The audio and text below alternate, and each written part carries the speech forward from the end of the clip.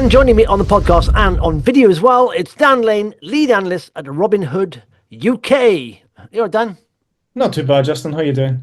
Yeah, good, thanks. Now, just explain if people didn't catch our last, video podcast, what you're up to at Robinhood UK, because of course people are very familiar with Robinhood. It's been that platform that's really, I think, especially during COVID in America, I think everyone went to and started sort of investing, trading, and now you're coming over here.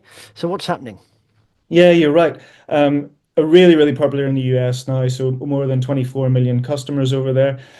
Just giving people access to commission-free trading, no FX fees on trades. And, we just wanted to bring that over to the UK. We feel that there's still an opportunity where people are probably paying more than they need to for a lot of stuff. So, yeah, we just wanted to bring the UK everything that people know and love in the US. Yeah. Wow, 24 million customers. Yeah, How it's a long has it been few, going? isn't Have you been going that long? Is it like it's phenomenal? Yeah, tremendously popular. It's certainly something that I used before I even joined. So Yeah, we're really happy with initial response and people are getting in touch and saying how much they love the app and that they think there's a place for us. So we're just happy to be here and happy to be helping. yeah, absolutely. Oh, look at that. There's the comparables there against Hargreaves Lansdown, IG and AJ Bell. Zero commission. That's good. Lovely stuff. Okay, well let's talk some stocks then. Dan, what's the first up? Yeah, so I mean, before we talk about stocks, obviously nothing I say is advice. It's a rather reflection on the market, just to keep my compliance team happy. I've got the big thumbs up there. But first one we'll talk about, hopefully, is Dr. Martens. Um, Yeah. Look at the chart of Dr. Martens. It's I one of the know. stocks. I mean, it's the same old thing, isn't it? It's like you find IPOs. A lot of market companies come to the market when it's a top of the bull market because, especially with low interest rates, because cash is free. Investors are thinking, it's a bull market. Nothing's ever going to come down. Everything's going to keep going up, and the opposite tends to happen. Especially now, even in the UK, smaller caps, mid caps, and micro caps. The AIM all share is like a 3-year low, pretty much close to, Mm. or it's bounced off the bottom. But there's so much gloomy news, and I find that quite bullish, really, because we've had nothing but gloom in the UK about the economic, so everything's sort of priced in, and Yeah. so when people think it's going to go lower, it tends when everyone or the majority of people think it's going to go lower, it tends not to. When everyone thinks it's going to go higher at the top of a bull market, it tends not to, and that's what happened with Dr. Martens, listed back here in. February 21. In fact, the higher name was September 21. So and look at the chart. It tried to get didn't did you have a little dabble in this company a while back or when you first did the IPO, did you say? Yeah, just around IPO. I mean, my thinking back then was this is a heritage brand. This has huge opportunity. There's a little bit of a counterculture moment going on, bringing Yeah. into the mainstream with things like social media. Back whenever your personality was probably tied to your DM boots, you don't need that anymore. You can have them as a casual pair.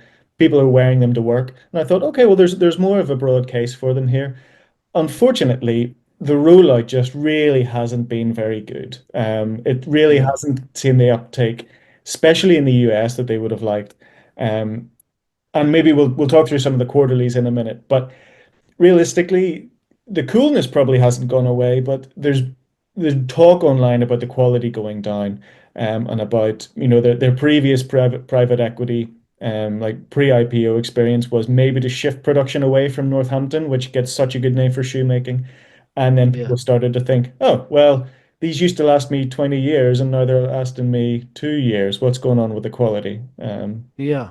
And you're right though, legacy brand, and it's like it has sort of reinvented itself and transcended generations. Like you say, years ago, you may have, I don't know, teens or young blokes wearing them, but it's gone through that now. It's gone, beyond sort of almost working class to, like I said, alternative, retro, all that kind of stuff. And they're not cheap, are they? They're like, in fact, looking at their website a while back, 'cause I was looking at, what was it, Dr. Martin, and they're like, Dr. Martin boots on. There we are. I mean, the minimum 150 quid or something like that, or 120 quid. The cheapest, I think, is 120 quid. So 180 quid, 170 quid, 150, Yeah, I mean, 210. Wow. yeah, these 10% aren't off, I can cheap. get there.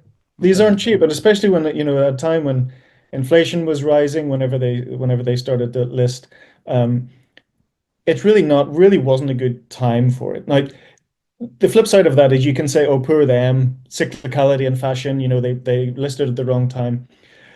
When you look, and I did a bit of this during the week, if you just go onto Google Trends and just search for Dr. Martens, you Yeah. get this spike before Christmas, obviously buying presents, and spiking after Christmas when people are using their Christmas money. But those spikes are coming down every year.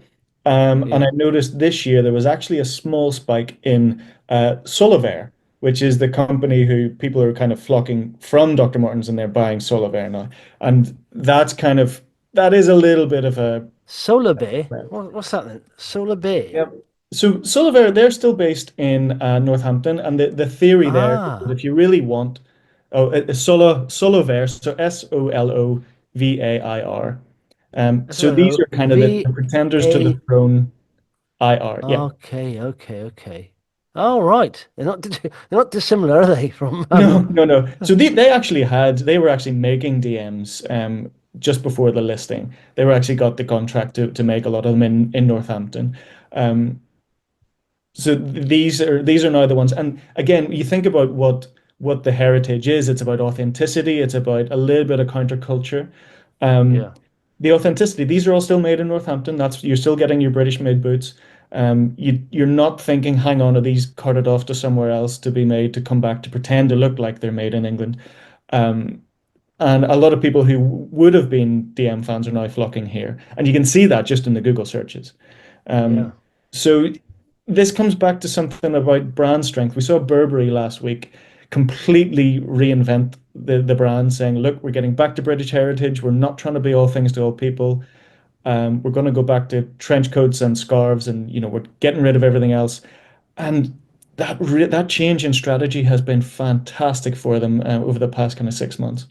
Mm. Yeah, yeah. Well, it's almost like back to basics. Dr. Martens, for example, is like first of all, why people bought the product originally and still did was quality, wasn't it? And like I said, Yeah, they would last for 2 years, or last a lifetime pretty much. And now they're not yeah, lasting 2 years. And so when you change that basic quality of product, you're bound to get negative feedback, and people are not going to buy again. And you're not going to get the good talk up that you would get. I mean, like I said, the best advertising is people referring you to them, isn't it? And compliments and passing you on. When you get a bad product, you can't win from that. You can see the difference in their websites, actually, can you? Your Dr. Martens, very trendy, all these little quirky bits, very stylish. And look at that. And then these just solid looking, yeah. nice boots, aren't they? Just classic style.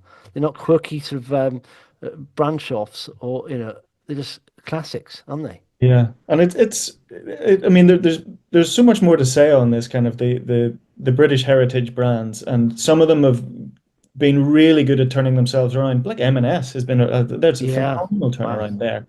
Burberry has tried to do it 3 or 4 times. Hopefully, they'll manage it. But this, it's you.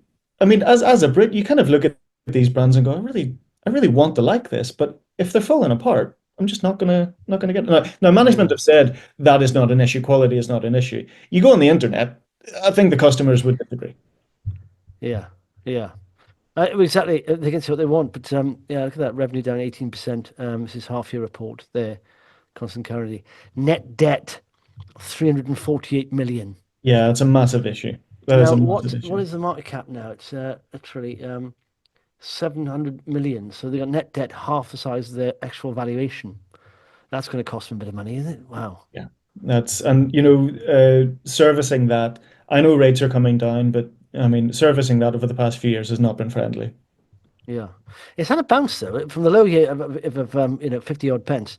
It's bounced up to 72 pence. That's a 50% gain nearly. But it's running over, and it's not really crossed over that red line that's 200-day moving average. It's had a pop back here, but it's not really Yeah, crossed over that. And now that's, I'm going to say, maybe unless they come out. The thing is, when you have a turnaround or recovery, first of all, what you're looking for is are the figures getting less worse, and are they expected, or are they getting worse than expected?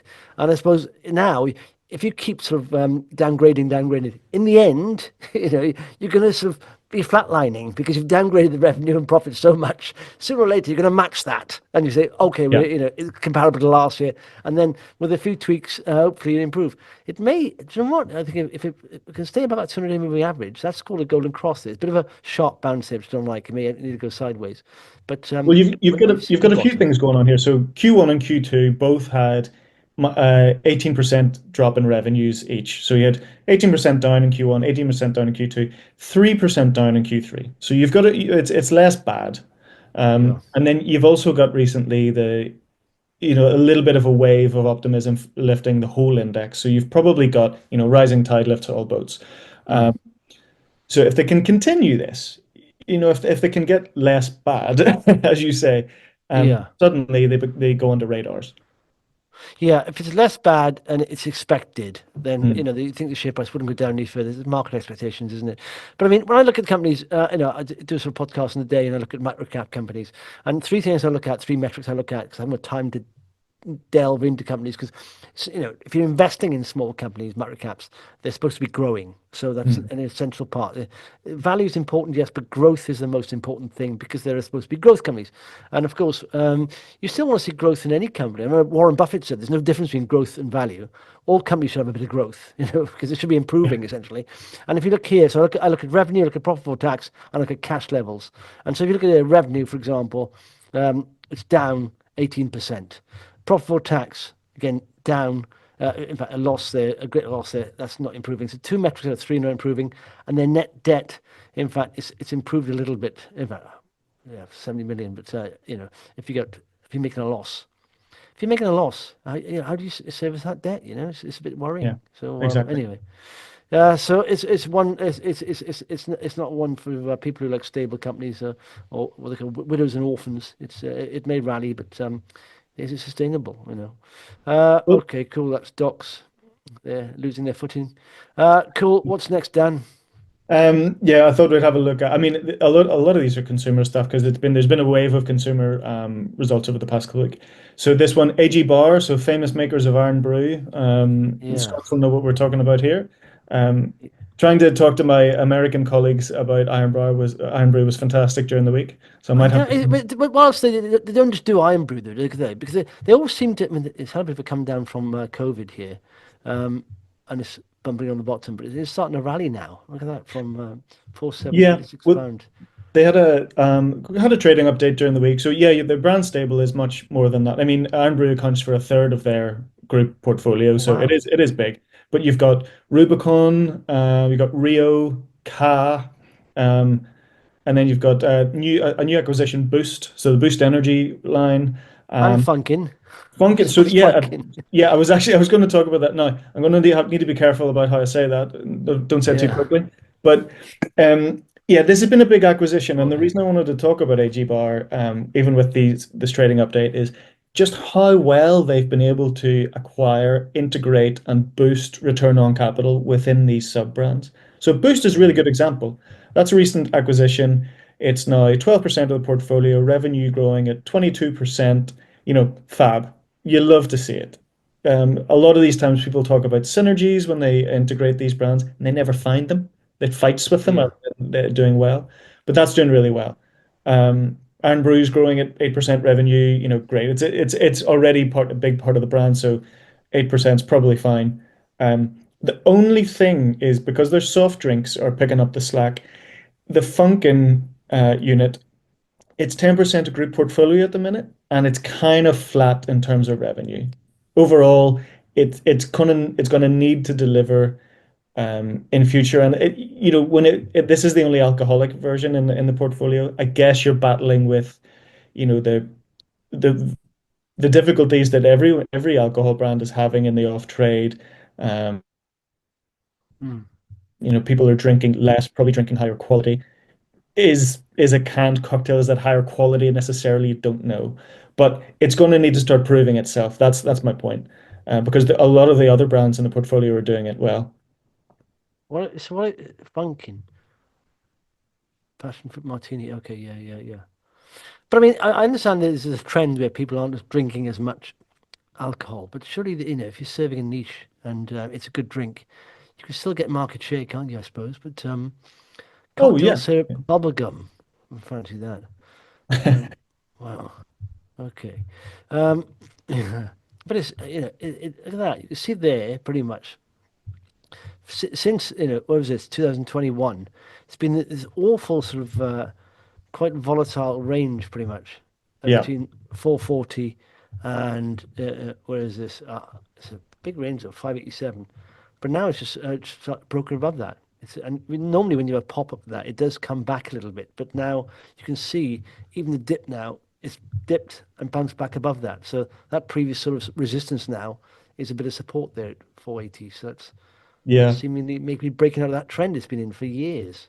Well, So I what do you mean, think? the positive thing for me here, given these results, is if you're a company that is proving to integrate, small brands well and boost revenues, um, what are you going to do next? And I just noticed they've got 16 million sitting in net cash, and these brands that they've been bringing on board, they're not huge. Like Boost Energy, these aren't, these are Yeah, probably newsagents brands. These are, supermarket brands. These aren't very luxury designer brands or anything. Um, so could it do it again? Probably. And yeah. could it keep doing that? As long as return on capital stays high, there's a good opportunity for them here because they're starting to prove and they're starting to get a model. They've clearly got a team that knows what they're doing. So yeah, I just thought it was interesting. Yeah, and do you know what? I was thinking in my mind, when I look at any drinks company, you've always got to take a second glance at it because if you get companies got a new drink, I know it's a highly competitive market. Of course it is. You go in the supermarket, you see the amount of brands and drinks there, energy drinks. Well, it's fighting for space is very hard. But there's a book called 100 Baggers. There's a company that's done over 100 Oh yeah, times. yeah, They were, and in that, one of the examples is Monster beverage drinks. The yeah. Monsters for high energy drinks, and they say once you can start, essentially, it's water pretty much with a bit of flavouring in it. The margins can be fantastic, because I mean, I think only second to like perfume, which is basically water. They charge like 50 quid a bottle. But I mean, it's the same with, even now, I think I see the popularity with these shots coming out. I've seen these shots, ginger shots and all that stuff. Oh They're yeah, like yeah. £1.50 a shot. And you think, that must cost like 10 pence to make that thing. It's like phenomenal. 150, 2 quid. I've seen something like that, 2 quid. But the margins can be amazing, can't they? Once you start, producing at a certain volume, So, Absolutely. And you start doing things like you integrate them into, your Tesco's meal deal offerings, yeah, and then you're flying. yeah, yeah. Cool. What's next, Dan? I thought we'd have a look at WH Smith again, another consumer Oh, company. they probably got the meal deal going on, haven't they? Yeah, well, a bit of a deal otherwise. So yeah, they released some My figures dog's during the barking in the week. I mean, background. Sorry. yeah, the long and the short of it is the travel arm is doing well. The high street arm is really it's such a drag. And I think your viewers might have seen in the news that they're thinking about offloading the high street arm. Um, I put a few comments out this week and a few people picked it up, and I just said, what? I know that there's a heritage brand here. It's over 200 years old. There's a lot of, we've talked about the heartstrings pulling at British brands. I think this is one you maybe need to let it go. I think you need to let Yeah. that high street foot footprint go because it's really a drag. And it's a drag when your investors are seeing such good progress in your travel sites. And they said, they want to roll out 90 new travel sites, 60 of which are in the US, which is such a good opportunity. The last thing you want is to be weighed down by this, slowly bleeding high street unit. Yeah, yeah. That's phenomenal, isn't it? I think there's 500 shops in the UK. I don't know how many travel shops and all that sort of, but yeah, 85% of the profit come from those travel places. Because I always remember an old Seinfeld stand-up skit where he did say, when you go into an airport, do the people who own these shops have any idea what the normal prices are outside the airport? Yeah. Because that's it, you could charge so much in the airport because nowhere else to get. And because it's holiday, I don't care. Yeah, I got some cash in my pocket. I'm here to spend. So it is that, and you think, yeah, if the margins are flat or they're getting, the high street stores are dying, it is dragging them down. They're not getting a return on their capital there that they are at the travel sites. So Yeah. of course you got to let it go. And I think, do you know what? Generally, people to High Street Darling's been here for 600 years, whatever. Generally, most people don't care. All they Yeah. want is a nice shop selling good stuff. It looks nice. Good quality stuff at good prices. Now, if you can't deliver that, then you are going to end up on the rubbish heap. Full stop. People say, people are not going to go in there and do you a favour because your WH Smith is buy from you to keep the brand alive. It's very competitive, So yeah, they Well, may. Thing is, I yeah. thought, who's going to buy them? I mean, there may be another chain, but who would buy 500 stores? Because there was loads of. I mean, there's been some a while back. They came under a bit of scrutiny on the internet, didn't they? Because they were some of them looking tacky, or they were piling up boxes of like chocolates and sweets right by the tills Yeah. at discounts and saying that's really bad and all that stuff. So they've come under a bit of criticism. But I think who would buy them? I don't know. Well, I mean, this is the thing. When you were talking about it, it's kind of the value, the special situation playbook. How much worse can it get is the answer, or is the question. They were ranked worst on the high street in kind of 6 times in 9 years between 2010 Wow. and 2019. So is it, and that's a Which survey, so it's a, well-regarded survey. How much worse can it get, really? And they're getting, it's a bit bedraggled, and when you're in the town centre, do you really think to yourself, hang on, I need, a London A to Z and Stephen Gerrard's autobiography. You don't need to pop in and get those things. Whereas in the Mm. travel sites, you get your bottles of water, you get your magazine for the plane or the train or something. It makes more sense, and it's clearly showing through.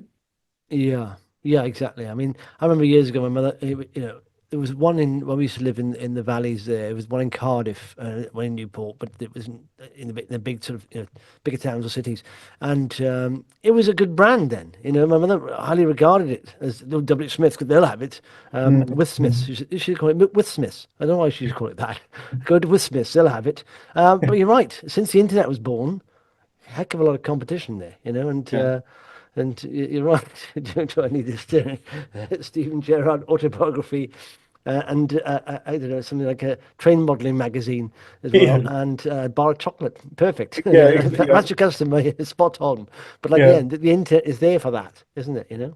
I know it's just that it's a bizarre array of things. You're gonna leave a horse and hound and a packet of Mentos or something. I don't know, but the only Well, in thing, fact, I always remember going down to if I ever needed a magazine, what was it? There are some obscure, not clean magazines, but there are some obscure magazines. When you go through this phase, when you're in your teen, you look at different hobbies. I think, in fact, Investors Chronicle, well, in fact, that's at most places. But if yeah, I couldn't get it at my local newsagent, Investors Chronicle, W.H. Smith would always have it. But I remember going through stages of looking at bodybuilding magazines or something like that. You'd always get in W. Smith. There'll be a copy of something. And if you look, sometimes it's just good to have a browse and think, is that a hobby? It's like, it's not even a hobby. It's a magazine dedicated to it. That's unbelievable. Like you have snail painting or something. I didn't know that was a well, hobby. do you know And it? snail painting weekly. Yeah. Yeah, it's funny. Like if you do a bit of a read across, because Future, the other FTSE 250 company, who they snap up all these titles and then combine the marketing between them all. They've had a really Yeah. tough time. Now they've been Yeah. moving their stuff online and getting. I think they bought Go Compare, but even they, who had such good success, kind of over the pandemic, um, if they're down and they're doing the online as well, what sort of money is WH Smith hemorrhaging, because they don't even have an online version and they're still trying to shift these paper versions. Uh, Yeah, that is mad when you think of it. That was a hell of a missed opportunity when the brand was so strong, not to have taken that trust online, and yeah, saying that we're now online, you can buy stuff, and that would have helped them so much. But it's unbelievable how some companies still don't have an online presence. You think, what? But you failed. You're destined to die, aren't you? I mean, yeah, look and at that that. we, Their we future was 10 bagger. It was amazing 10 bagger. And I can't think of the lady's name now, but Zila Bing was it? Or no, oh yes, Zila. that's right. Yeah, She basically back in 2015, 16, they were all sort of print media, and they decided to go digital online. And so you can see this area here, the chart, where it's very volatile, and it started to work, and it started to take off in 2017 and digital, and they started buying up all these digital things. And look at that, it was 10 bagged, yeah, unbelievable. And then we got the COVID, and then she decided she would step down as well. She really stepped out of the high, pretty much. I think she stepped down around about here, and they came from like 40 quid a share, and it did hit recently. And in fact, a new American guy came in who was quite highly regarded, and he bought like a 800 grand worth of stock as well. And then he just announced he's stepping down again. He just started. He announced he's stepping down. So it's very yeah. odd. So I don't know. I don't know if he misses America or what. But I mean, it's the share buyback. But yeah, it's a tough market, isn't it? I mean, Yeah. very And competitive. just going back to WH Smith there, I think one thing they just need to be careful of is they're ruling out all these travel sites and they're great. The one thing that is still pulling down profits is their InMotion arm. So this is these are the concessions that you see in particularly in airports where you can buy an iPad or all your techie stuff for headphones and everything. These are the higher value items that Yeah. I don't know how many people are just think, oh, I'll buy a MacBook just for the crack, on my way. Yeah. Yeah, I've never really got that. People will buy headphones, of course they will, but do you need Yeah. a full other concession for it? I don't know, and the numbers Yeah. aren't great for it. So that's just something I think we need to be careful that's Yeah, tied. yeah, and I suppose it makes sense because I mean, even though when you go on holidays or you're traveling or something, you don't mind spending extra quid on a sandwich or a drink, but you understand the reputation for these travel sites are not cheap. So I suppose if that's in your head and you're thinking, why would I buy an iPad here? Why would I buy anything a high value item when it's probably not the cheapest? And and you're talking now, if you're talking about percentage gains on normal prices, that's going to cost you a lot more. But maybe it's not. Maybe they are competitive. But the thought is, you're already ingrained with the fact that these travel sites aren't cheap, are they, Yeah, for food and drink and stuff? So, yeah, and I suppose it's that high street. The only negatives there is the high street, yeah, 6%. Yeah. Everything else, rest of the world was UK doing well on travel sites. There we are. I like for like, 7% up like for like on travel. Cool. All right. Yeah, it's not one for me though. It's a bit. It's a horrible looking chart. Look how volatile it is for a bigger company. It's all over yeah. the place. Really spiky. Marvelous stuff. Dan, thanks for that fella, and we'll speak in a month's time, fella. Super. Thanks very much, Justin.